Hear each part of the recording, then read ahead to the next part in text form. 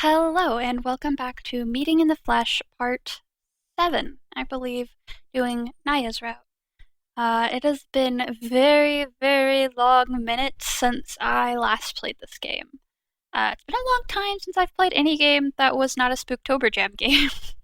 Speaking of which, if you haven't seen any of those, I have a playlist, and they were really fun to do. It was for the Spooktober visual novel jam. That's obviously over now. I do still plan on playing through some more visual novel games and games from the same creators from that jam. But for now, I think I should probably finish some older playthroughs, including Meeting in the Flesh. I really wanted to do this second route. I'm determined to finish it. I'll get it done at some point. I also need to probably continue Citizen Sleeper, although that game makes me so anxious. I've been having a very hard time picking it back up. And I also, what game is it I need to continue? Oh, Slime Rancher. Slime Rancher 2. I have been making some progress behind the scenes, but I think I'm at the point where I need to start recording again so that no one misses any important story stuff. But yeah, that's just my general channel video updates. But yeah, so I think we're ready to jump back into it. We left off in Naya's bee store, as you can see. I believe this is after our day ends on the second day.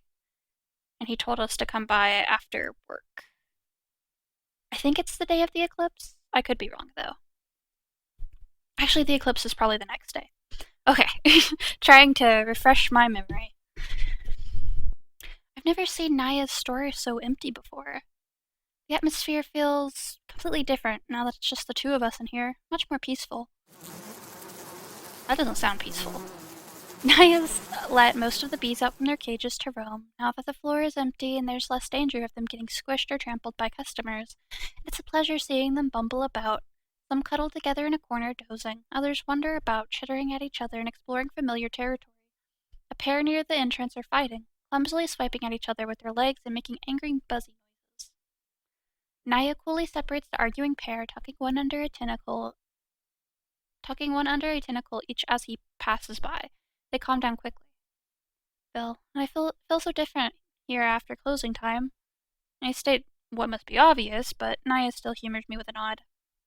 He leads the way back to the store, past rows of empty shelves and open cages. A few bees have opted to remain in their cages, sleeping or cleaning themselves. One chirps at me when I approach, and I make sure to give it a pat on the head as I pass by. There's a door at the far end of the store in a corner that's not immediately visible from the entrance. Naya pulls it open. Just inside the doorway is a hanging curtain of yellow beads, providing one more layer of protection between the storefront and what must be Naya's private area. Naya, go ahead. A pair of tentacles reach over to pull aside a few strands of beads. They rustle against each other, giving off a faint smell. It's pleasant, like honey, but more muted, with the undercurrent of something woodsy and natural.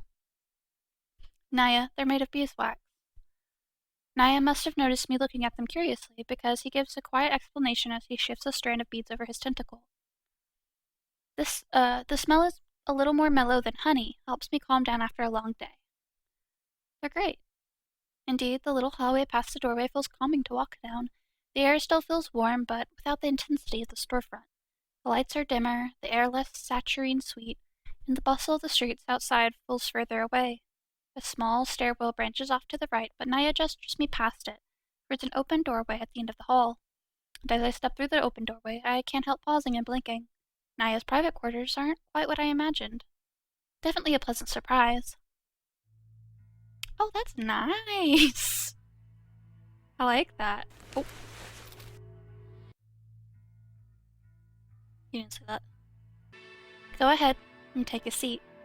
I sink into the plush seating, feeling the material compress under my weight. There's a natural warmth to the material. The way it molds around my body is wonderfully comfortable. I find myself giving a content sigh as I lean back, enjoying the way the seating gently holds my weight, swaying gently. Naya takes the chance to deposit the two bees he's been carrying into my lap. They seem to have forgotten all about their little spat during the short walk from the storefront, now content to sit next to each other. One promptly begins crawling around the couch, antennae patting over the material in search of the most comfortable spot to sit. The other seems happier sitting where it's been placed, starting to groom itself with small humming noises. The rhythmic flicker of fillers and wings over my skin tickles. Let me get something to drink. Nyargh heads towards the doorway at the end of the room. I make a cursory movement to sit up. Should I help? I can do it. You should relax for a few minutes. Admittedly, I'm feeling so comfortable at the moment that the prospect of getting up is terribly appealing. I sheepishly nod before sinking back into the couch, feeling gentle vibration against my thigh as two bees hum. This might be my first time in Nyargh's private quarters, but the atmosphere is incredibly comforting. I'm not usually the type to immediately feel comfortable in an unfamiliar environment, but I can't feel any of the usual tension when I'm sitting here on Nyargh's couch, where the atmosphere is sweet and cozy and warm. Past the doorway, I can hear the gentle sounds of heating organism grumbling to life, followed by the low drone of Nyargh's voice as he convinces it to quiet down.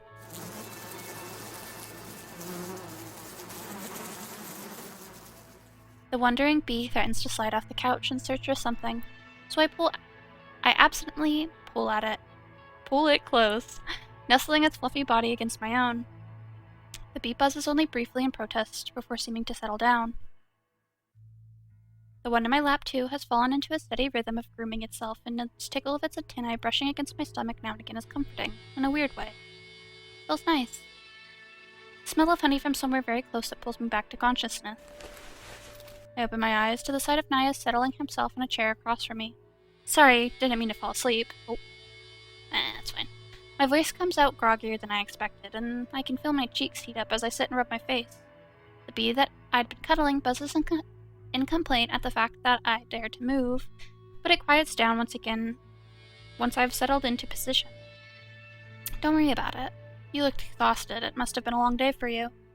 I guess you could say that. But that's cute! I rub up my eyes to chase away the last feathery trindles of sleep, and then realize that Nyargh's placed a small but elaborate tray on the table between us. One of the bees eagerly crawls over, snatching up something from a small platter of snacks before either of us can stop it. The biscuit crumbles in its mandible, stopping it from gobbling up the whole snack, though. I gently tug it back into my lap. Nyargh nods approvingly. Thanks, they get real eager about stealing food when they can. I can imagine, with how good it smells. What is it? Tea. You didn't need to make it so elaborate. I do the polite thing, acting modest, but I'm sure there's a hungry edge to my expression that betrays my words. Everything smells marvelous. Steam wafts from the teapot when Nyargh lifts the lid to check the color of its contents. Filling the air with a sweet, pervasive warmth, I reflexively take a deep breath. The tiny beads of moisture cling to the inside of my nose. My head almost feels a little fuzzy, and I watch, transfixed, as Nyargh begins pouring out the tea. It's viscous, like tree sap. Amber, with a tinge of reddish brown as it pools in the cup. It smells sweet. It smells delicious, but not as cloyingly sweet as I expected from the steam. Go ahead. I must have looked awfully eager, because Nyargh gestures with the tentacle before pouring his own cup. Thanks. You know, I feel like I get more tongue-tied reading Meeting in the Flesh than I did with, the other visual novels I did for the Game Jam. I don't know what it is about this game, that makes me get so tongue-tied. Maybe it's the bigger paragraphs. I place the cup to my lips and take a small sip. A dark, bitter taste spreads across my tongue first, though it's soon chased off by a wonderful mellow sweetness that does just enough to take the edge off the flavor. The two aspects of the tea work in perfect harmony, making it a drink that's awfully hard to put down. I look up to see Nyargh practically dumping a cupful in his mouth. Which one? Then pouring himself another cup. To be fair, the cup does look rather small on his tentacle when compared to the bulk of his body. What kind of tea is this? I'm sure I've never heard of it before. It's amazing. Nyargh gives a small nod, as if approving of my delight. Iroot and warm leaf tea. The leaves are steeped in honey for a long time before being brewed. It gives a nice balance of flavors. He drinks more slowly from his second cup. Deep, rumbling noise buzzes from the core of his body, as if in appreciation. I add a little honey to it after brewing. I hope it's not too sweet for your taste. It's wonderful. And I blurt out my answer immediately because it's true. This looks expensive. You didn't have to. Now that I look closely, I recognize the snacks as salt biscuits, salt and bone powder blended together. and baked to create a light and crunchy texture. A sheen of amber honey covers their tops. They look mouth-watering, but the fact that salt biscuits alone are fairly pricey treat gives me pause, not to mention all the honey. Even if Naya owns his own bee store, it feels strangely casual eating this much honey. He owns a bee store. But Naya only shakes his head. My treat, Vel. Eat as much as you'd like. There's a pause before he continues, as if he needs a moment to choose his words. I'm sure you've noticed, but it's not often that I ask for any help around the store. I don't need it often, so I've grown quite bad at asking for it. So I appreciate your willingness to help at the last minute. You do look pretty used to handling everything by yourself. It must help having so many hands. I give him an admiring smile before I finally pick up a salt biscuit. I would have been loath to admit it, but my mouth has been watering the moment I spotted them. And as long as I have Naya's blessing, I'm excited to try them out. But even you would have been overwhelmed on a day like today. I'm not sure I've ever seen a crowd like that. Anyone would have needed your help. Anyone would have needed help? I take a small bite of the biscuit, closing my eyes as I savor the flavor. The familiar, sharp sting of salt is undercut by the softer, chalkier taste of bone powder, brought together by the sweet notes of honey. I find myself shoving the whole thing in my mouth without a second thought. It's the most delicious thing I've eaten in a while, I'm sure. It's only the feeling of a biscuit filling my mouth that reminds me of my manners, and I cover my mouth with my hand as I chew, trying not to drool from the corner of my mouth. But when I glance up, Naya seems lost in thought.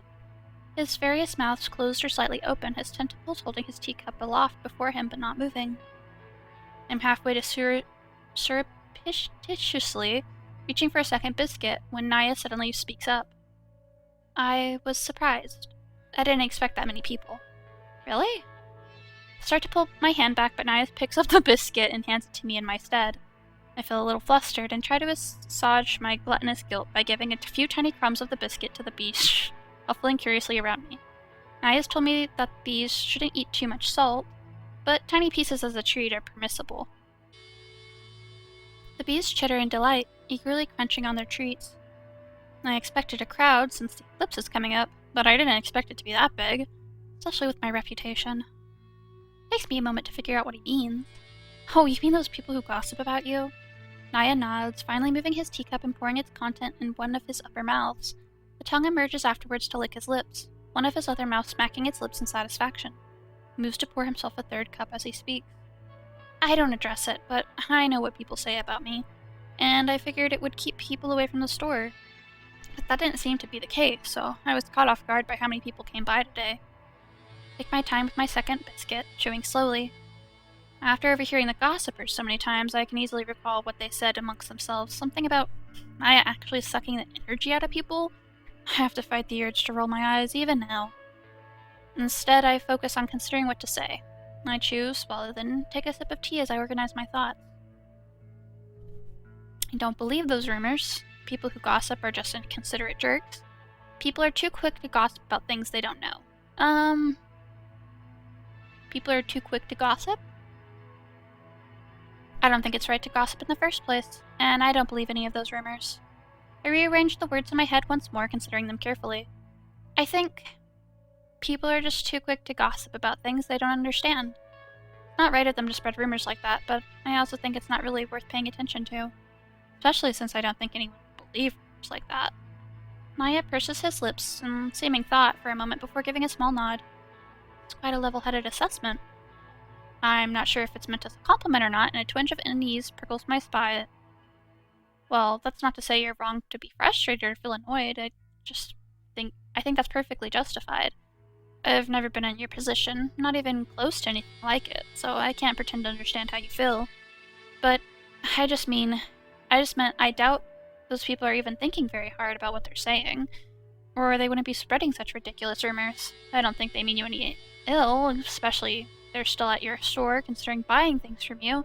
If they're saying empty things, then it's not worth the effort of worrying about them.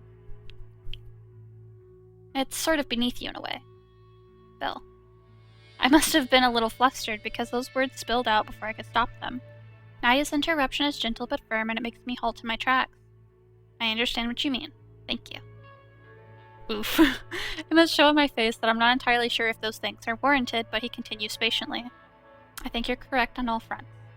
I do feel frustrated with those people, I do get annoyed at them, but I also know it wouldn't be right to condemn them for something that ultimately doesn't affect me very much. I don't know of their circumstances after all, who knows? Maybe those people have been hurt in the past by something or the other. It would be insensitive of me to assume that they have cruel intentions when they're only being wary. I nod. It's very much like Naya to consider the matter so calmly and maturely. I dislike people who are quick to judge others, you see. And it puts me at ease to see there are people like you who try to see things from multiple perspectives. So thank you. Naya's overt praise is enough to make me feel a little embarrassed, and I can feel a faint heat rising in my cheeks even as I shake my head. I didn't really say or do anything special, but as long as you feel better, I'm glad. For what it's worth, I don't think you would ever do anything to hurt people, so I would never pay attention to those sorts of rumors. I believe in you. Several of Naya's mouth widen to toothy grins, and before I can react, he reaches out a pair of trindles, winding them around me. Their grips are warm and gentle, firm without being rough, molding perfectly around my shoulders as he gives me a hug. Thanks, Phil. I truly appreciate it. The tentacles squeeze once more, pulsing against my arms, before withdrawing. I'm not sure I've ever seen Naya make such an affectionate gesture before, and it feels all the more special. Perhaps because of such a rare moment, Naya looks somewhat embarrassed, clearing his throat as he withdraws his tentacles. But, Vil, as much as I appreciate your trust, I can't pretend to be totally innocent. The truth comes out. Huh? For one moment, I wonder if the rumors are true. Naya, perhaps sensing my hesitation, shakes its head. The rumors aren't true, of course, but I do have an idea of where they originated. Gossip usually don't spring up out of thin air, after all. Somewhat of a shock to hear. Ask what happened, remain silent to lighten the mood. I don't want to be, overly nosy or anything. I'm curious. I'm gonna ask what happened, but if that seems a little funky, we'll just lighten the mood. Surely there's a story here. I should ask for clarification before making any assumptions. Can I ask what caused the rumors, then? There's a pause before Naya nods. It wasn't anything grand or dramatic, but you know how rumors can be. People like to gossip, and rumors tend to change as they're passed from person to person. Something small and insignificant can grow rapidly under the right circumstances. Naya gives a small sigh, one of his tentacles rising to knead a spot of soft flesh between two of his mouths. I trust you're not the type to I trust you're not the type to misunderstand what I'm saying. I nod quietly. Still, Naya hesitates for a moment longer. One of the bees that had been keeping me company seems to be growing bored as it begins crawling away in search of excitement. Naya picks it up in two of his tentacles, stroking its back to calm it down. It responds by giving a long, low drone of contentment, vibrating away in his hands. Thoughtfully brushing the end of his tentacle against the bee's neck, Naya works through his thoughts for a moment longer as I wait patiently. It's rare to see Naya open up about himself like this, so it must be something he's deliberated over for a long time. I don't want to rush him.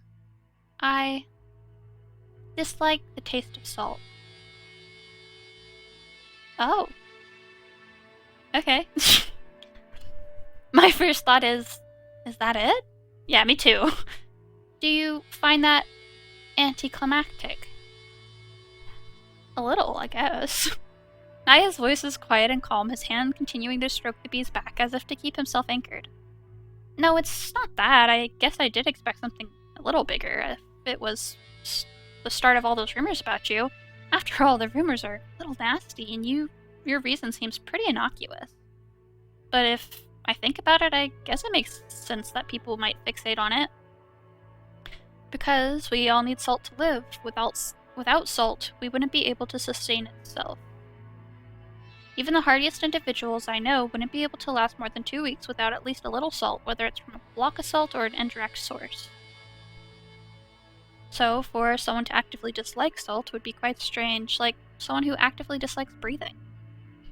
I've always known it's rather unusual, though there are a few of my kind, mostly my relatives. We've always been careful to keep it discreet. But for all of us, it gets out sooner or later. He sighs, sounding somewhat exasperated. The bee in his grasp looks up, its buzzing coming to an abrupt stop.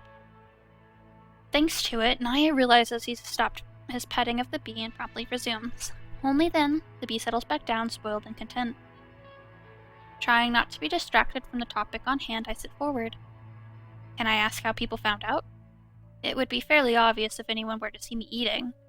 Of course, with Naya's many mouths, any sign of frown or grimace would probably be pretty evident. Which is why I always eat in private, of course, but an impatient customer once barged into my store during my break. I must have forgotten to lock the door. He promptly saw me struggling with my salt and asked if something was wrong. I'm sure he meant well, but I was startled and handled the situation poorly. I said the salt had gone bad, but he took a taste and quickly assessed that the salt was fine. He must have been able to guess that it was deeper, more fundamental issue that I had with the salt.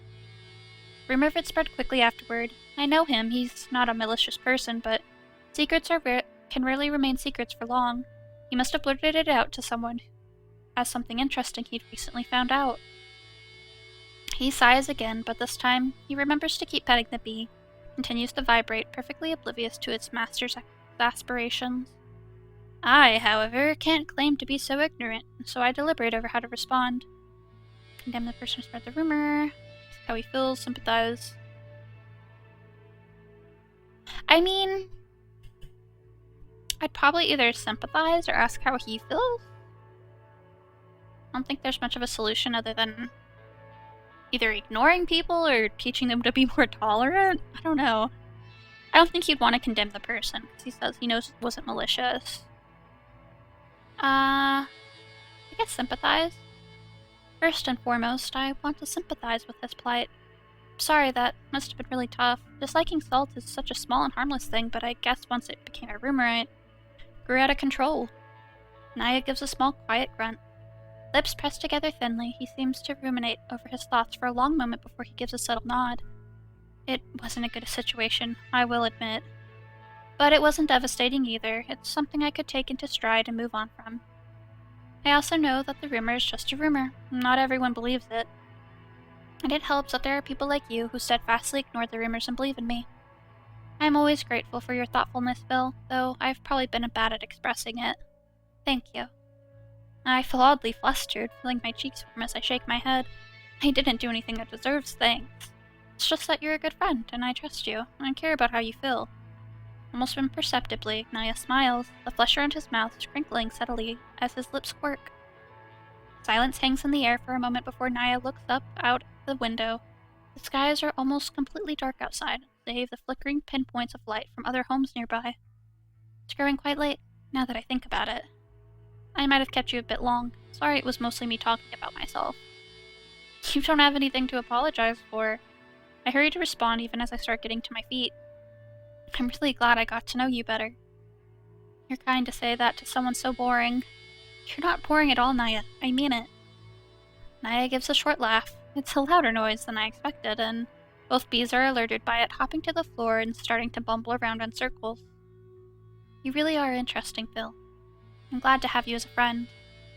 And with that, he scoops up both bees, one tentacle for each, firmly holding them to his side so they don't wiggle free, before reaching out to pull aside the curtain beads. I have to say, I really like Naya's route so far. He's so nice and likable. Let me see you out. He's very careful about making sure his bees are comfortable and safe, and about locking up the store as he exits. You don't need to walk me home, you know. Of course, but I would like to. Aw, that's fucking cute! You were my guest, and I appreciated your company. Making sure you get home safely is the right thing to do. Naya says it with a straight face, in a very matter-of-fact way, but his words still send a warm glow diffusing through my chest. Well then, I won't decline. Thank you. Two of his tendrils engage securitin lock as the third tugs at the door, making sure it's firmly in place. Shall we get going? We walk mostly in silence. The streets aren't usually quite this empty at this time in the evening, but it seems a lot of people are resting up for the eclipse. Either that, or they're busy formulating plans and preparing for their big decisions. All around us, we can hear the murmur of people speaking into their homes, the tap-tap of people fidgeting with objects, and the muffled sound of footsteps. But we don't see anyone else, save a stray figure passing by here and there. It's peaceful. When we look up at our two moons, their tranquility seems everlasting. It almost makes it hard to believe the eclipse will really happen. Still no real plans for the eclipse? There's a pause before Nyargh slowly shakes his head. Me either. But I hope the day goes smoothly for the both of us. Of course, I also hope the same. When I get back to my place, I just grab a salt packet and collapse on my bed. I usually don't eat in bed, but I'm too tired to care today. I roll over on my back to unwrap the fabric and drowsily bite off a small mouthful of salt. Familiar sting spreads through my mouth, hot and sharp, and I try not to think about it as I let it dissolve in my tongue. Even eating feels exhausting.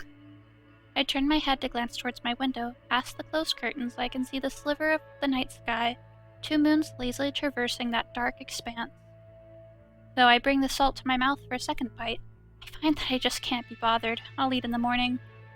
I do the bare minimum to wrap the salt back up so it won't scatter over my bed during the night. But that's the absolute limit of my energy. For the night, even knowing I have to get up to clean before falling asleep, my limbs feel so leaden, I find myself drifting off. But even as sleep begins to overtake me, I find myself thinking over the events of the day. A small shiver of nervous anticipation races down my spine, all the way to my toes, prompting me to wrap my blanket closer around my body. So much for a quiet eclipse. Tomorrow will probably be a very important day.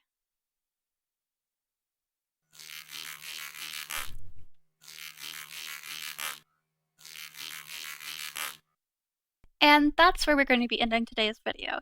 Thank you so much for watching. If you enjoyed, please feel free to like and subscribe. I will be doing more videos like this in the future. I'm going to be finishing out this route first, and I will be considering picking back up Citizen Sleeper. I'll have another video of Slime Rancher go out sometime, and I'm going to definitely do some fun videos, like our Wonderland, Waterborne, the first part, and the Frog Detective. I want to do that whole trilogy. I want to record it. So some fun stuff coming.